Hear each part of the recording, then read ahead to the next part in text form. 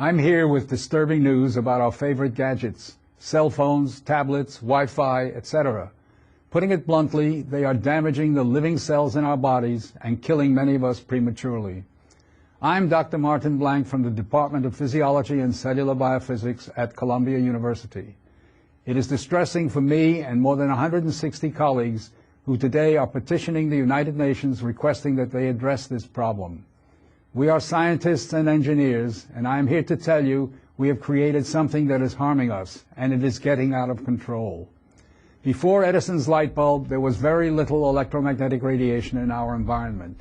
The levels today are very many times higher than natural background levels and are growing rapidly because of all the new devices that emit this radiation. An example that a lot of us have in our pockets right now is the cell phone. One study shows that as cell phone usage has spread widely, the incidence of fatal brain cancer in younger people has more than tripled. We are putting cellular antennas on residential buildings and on top of hospitals where people are trying to get well. Wireless utility meters and cell towers are blanketing our neighborhoods with radiation.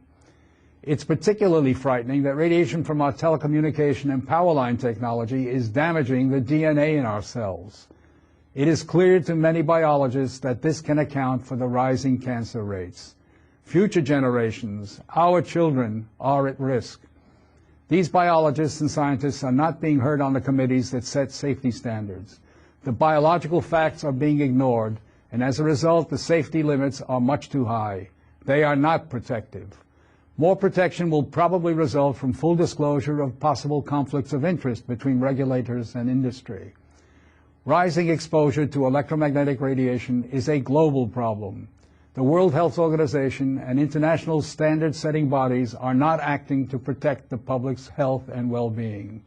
International exposure guidelines for electromagnetic fields must be strengthened to reflect the reality of their impact on our bodies and, in particular, on our DNA. Although we are still in the midst of a great technological transformation, the time to deal with the harmful biological and health effects is long overdue. We are really all part of a large biological experiment without our informed consent.